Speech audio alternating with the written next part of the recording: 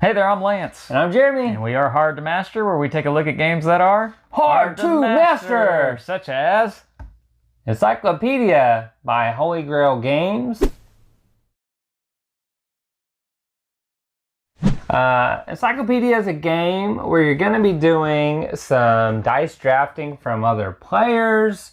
You're going to be trying to get money and exploration tokens so that you can use those dice to go wherever you want to go to get different experts. You're going to gain different animals that you can later research.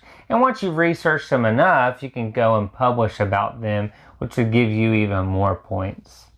That's the general overview. You're also gaining reputation, and as you move this reputation track up, you're going to gain different bonuses on your board, moving this star token, and then once it gets to the end, you're actually going to continue and keep going. So you don't get anything for reaching the end, but you do move that, and you keep getting bonuses. There is one expert card that can give you a little bit on frame here so you guys can see what it's talking about. There is one expert card that can give you points based on where that marker is, but it's pretty situational, and someone could ruin that for you. Because when you take dice, you can take your own, which gives you no bonus, or you can take somebody else's, giving them a bonus, or if you take their X die, they get no bonus. You kind of want people to take your dice, because when they take yours, you get the bonus. So placing them on your board in a way that you can try and get people to fish them to come get that is very important, or kind of important, because sometimes you need those coins. Right. Sometimes you just want them to give you points because you've already taken your dice. And I can tell you, first player can be important in this game because all the cards get wiped at the end of the round, and whoever's first is going to have a chance to pick. In addition to the base game, you will see some deluxe components. I did purchase the deluxe components. That way I could also get the expansion, the mini expansion that you can only get from Holy Grail Games, and that adds some different things like some legendary characters, which change the way and bonuses that they get. It also adds event cards, which here, so you'll have your normal round token, which could give you a bonus or not give you anything, but these event cards are pretty cool because let's turn them this way. Because they will give you either a positive or negative. So you'll see this one on the left here shows a ship. You can discard an exploration token to gain a point anytime in your turn.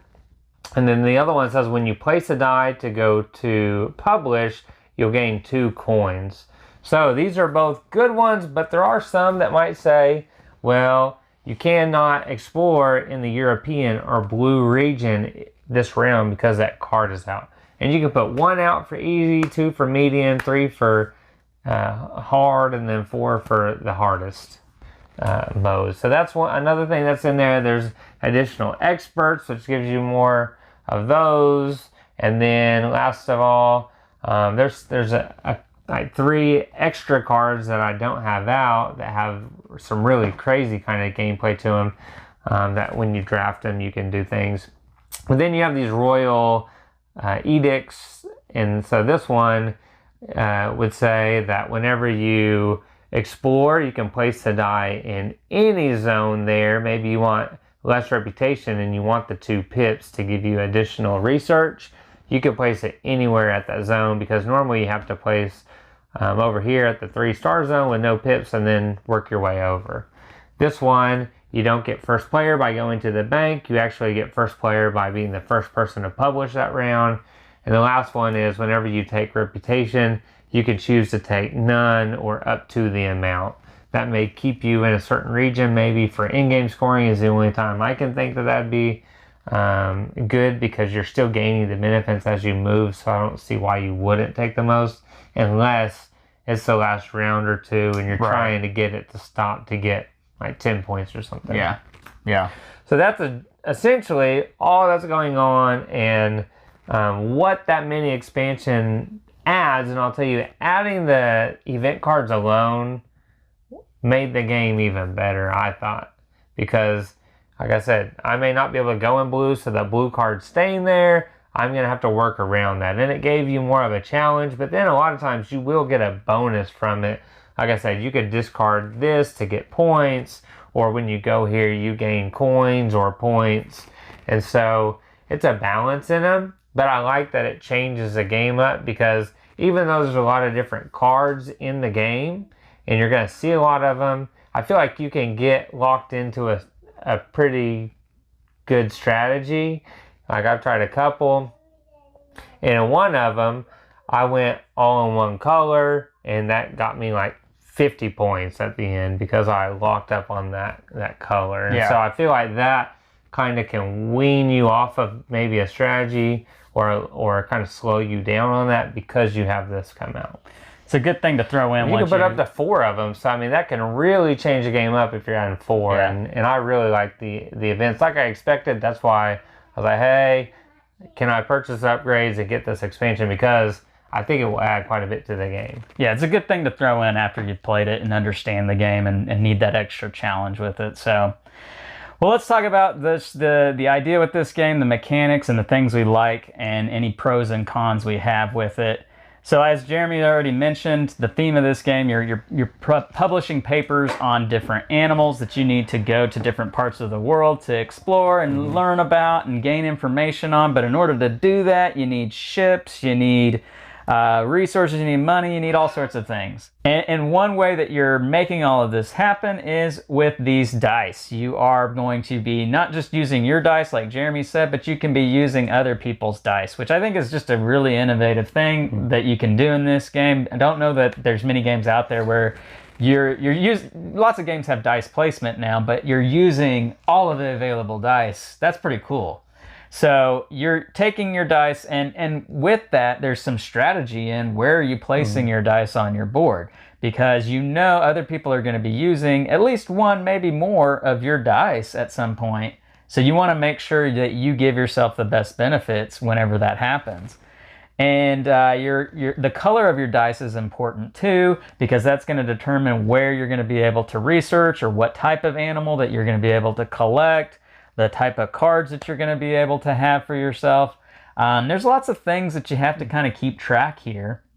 And ultimately, throughout the whole course of the game, you're trying to get, I guess this is kind of area majority with the cards down here that are going to be giving you in-game points. Not really majority, because anybody can get cubes here. It's just you have to have a set of 4 on a location to score that based on the chart on the back of this aid that you have. But you do want to have more than everybody else too. Overall you do, because that's more points. But for each one, there's no like majority of an area, because everybody's scoring based off the same chart. So it doesn't matter where you are there. You both could have 5 cubes there. It doesn't matter. You're both going to score the same amount for that region because you've reached the 4 threshold. Because you need 4 in a certain icon, and you need 4 in a certain continent. Yeah.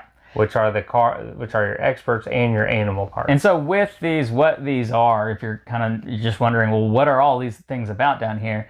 There are different species of animals, mammals, reptiles, birds, that sort of idea. But then there's also, are they kind of food? Yeah, what type of food do they eat, and what type of terrain do they live on? And then climate. And so you're trying to, it is a set collection in a sense, because you're trying to get a different array of animals, but you're also trying to focus in on these different goals and having the most so that you can get the most points at the end of the game.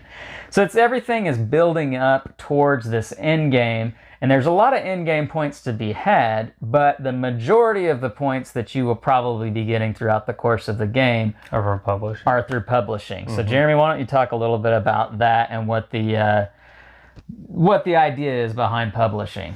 Well, before I do that, I just want to say, you said dice have to be in a certain spot, and they do. Color does matter at certain regions. In certain regions, it doesn't. Yeah. So, like up here at the bank, anybody can go there. First person takes first player marker. It doesn't matter what color or number. Same with the animals.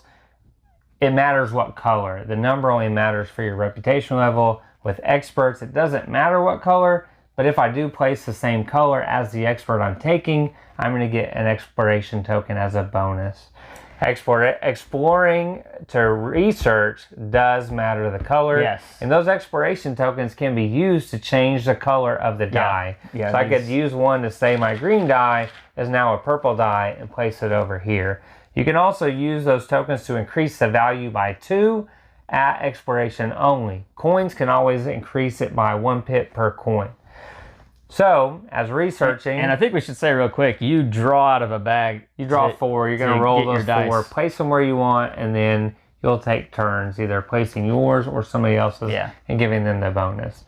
And when we're researching, because you have to research before you do any type of publishing, is say I look out here, and I'm going to look for icons that are pretty similar on these animals, and just looking, there's nothing that's perfect.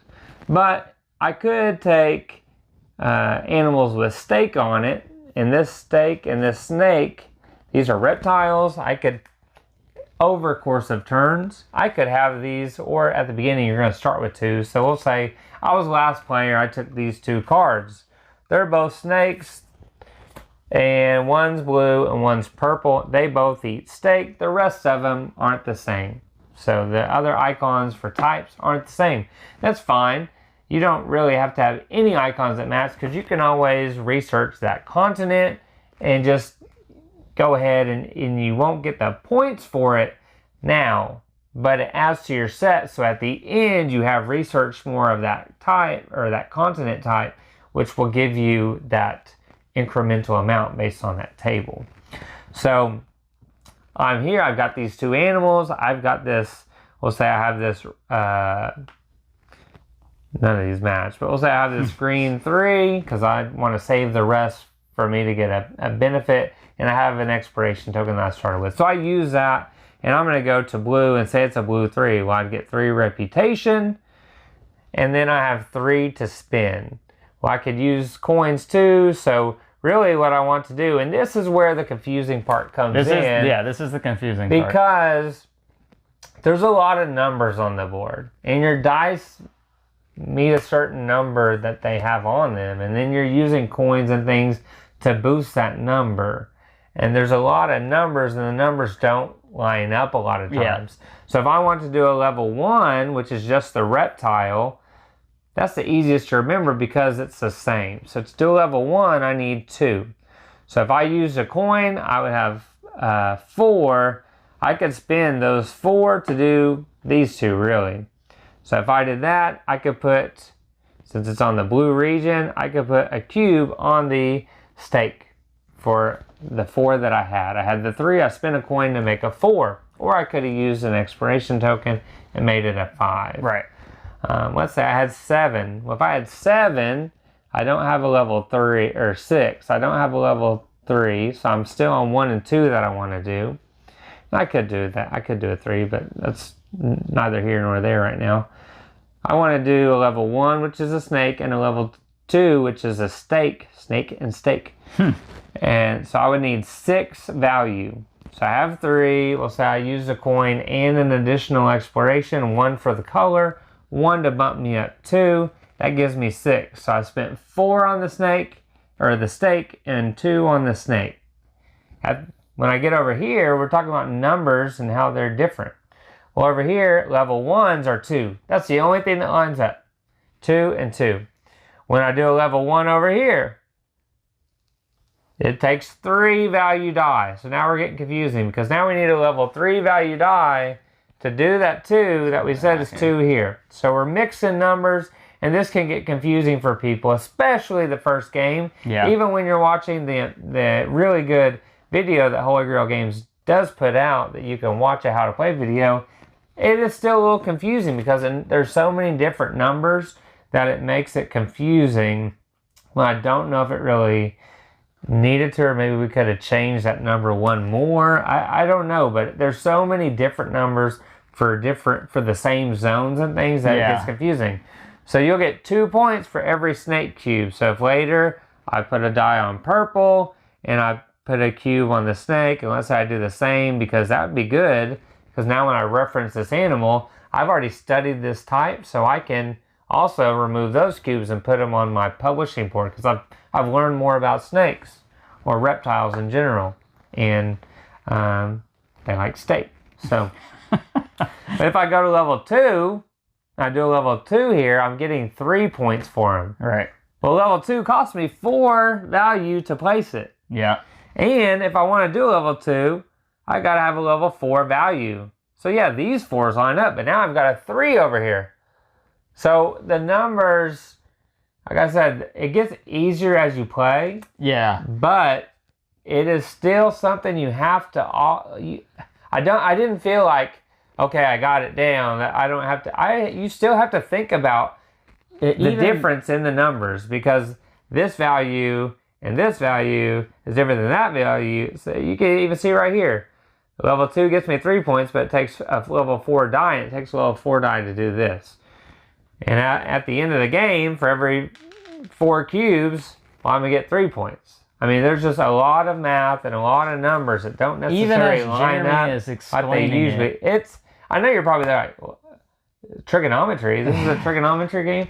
There's a lot of math. Yeah. It's a lot of math in the scoring, and you can go up to like 50 points in a turn, depending on what you've published that round. Yeah. And you're going to get this royal seal, which is good because it lets you change the color and the value of it by 5, or you can save it and use it for an extra turn. There's just a couple confusing things. Yeah. I think it's a fun game, but I think, and I had someone comment on my Instagram while we were actually filming these video for this, about how it was too confusing for him. Mm-hmm. And there's just little things that make it a little confusing, and I think that's going to turn a lot of people away, a good chunk of people away, especially if they don't like math. Even as Jeremy's explaining this game, and I know how the game works, I know how it plays, it's still kind of like, oh my gosh, You're constantly thinking headache. About if you did it right, if you can do it, what you need to do it, and then what the score is going to be. Is it worth it? Now, I think, it could be said whether they made some good decisions with putting these numbers out here. Maybe they should have done like, A, B, C, D instead of the Roman numerals, because those are still numbers.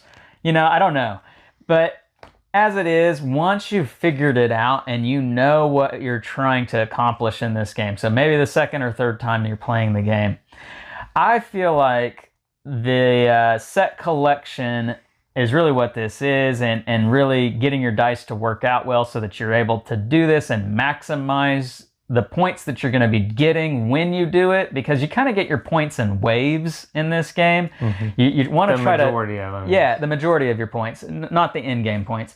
But you want to try to build up a good set of animals that you're studying, and then cash in on them all at the same time, and have a lot of cubes down here that you can turn in all on one turn. And so you need to get your dice in the right placement for them to work out. You need to manage your resources so that you can alter your dice if you don't roll them well at the beginning of a round.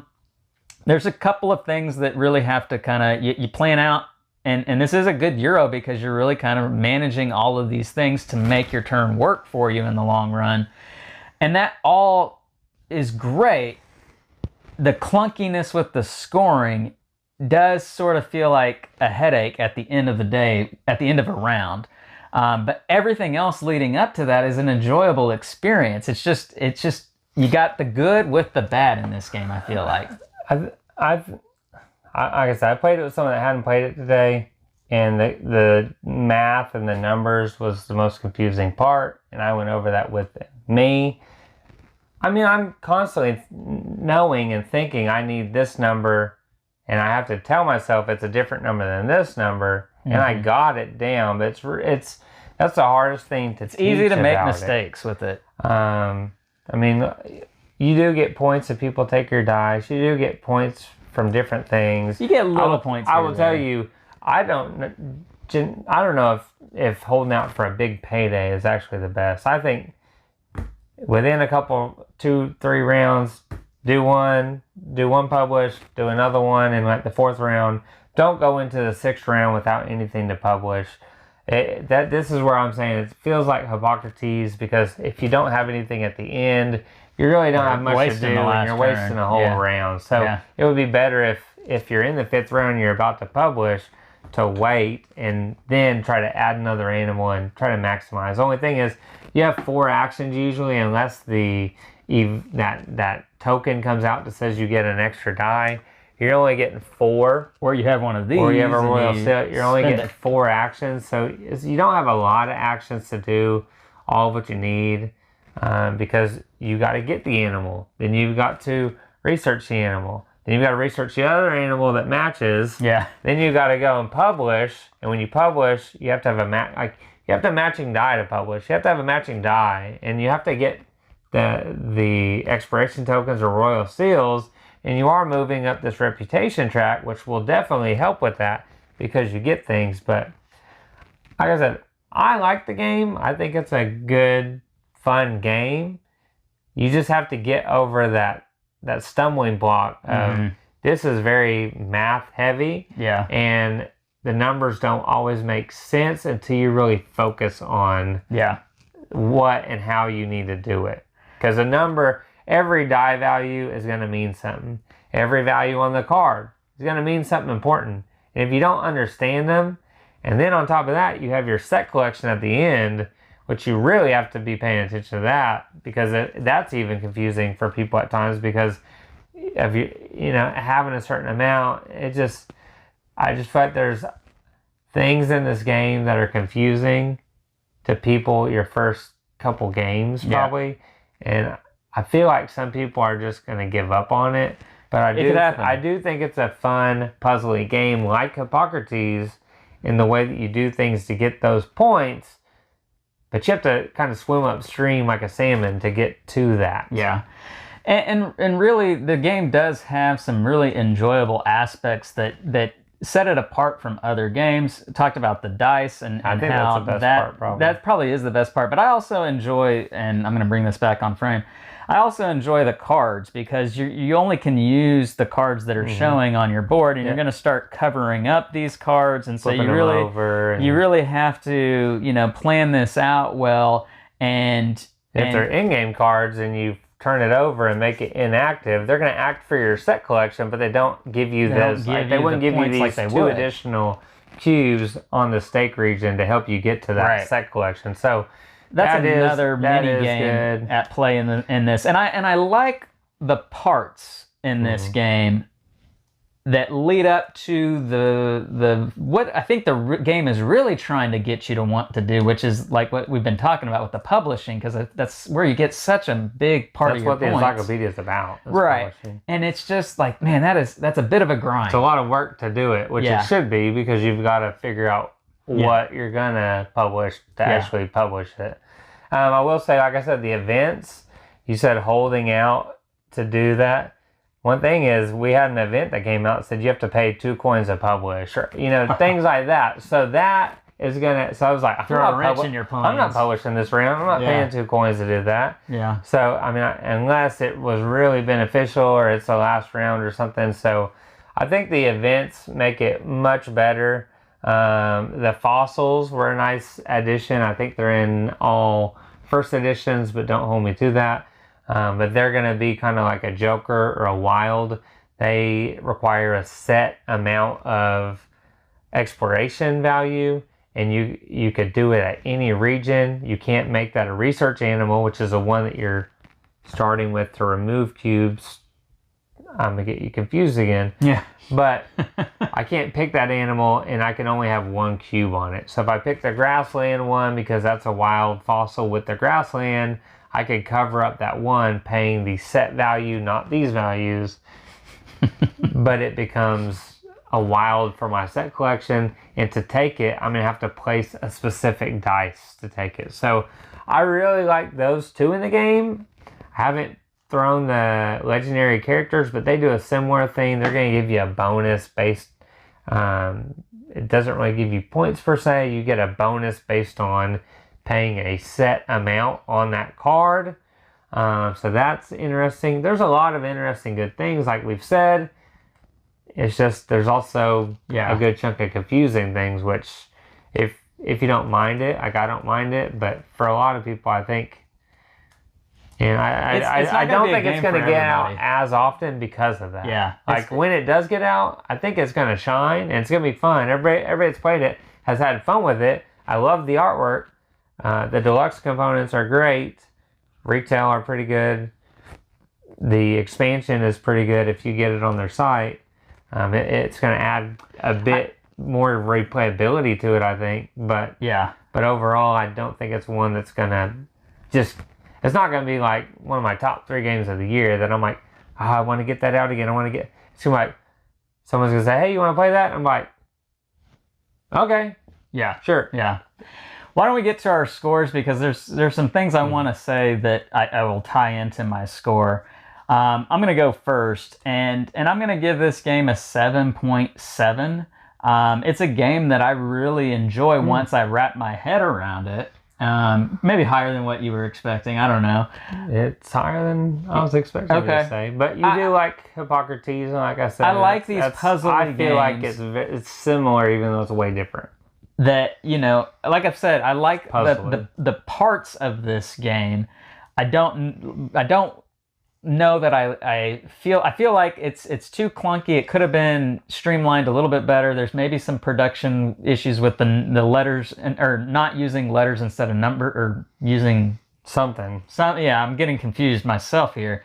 Anyway, all of that to say, it's not a game that I would find very fun to teach. I don't know that this is a game that I want to be responsible for making sure everybody at the table knows how that whole publishing part of it works. And because of that, it's going to be limited the number of times I get this to the table and play it with other people. And so that's just going to, hamper the score a bit because of that. As it is, I enjoy playing it, if that makes sense. I don't enjoy teaching it. I enjoy playing it. I don't know if that makes sense. You said something, and it made me think of Scythe.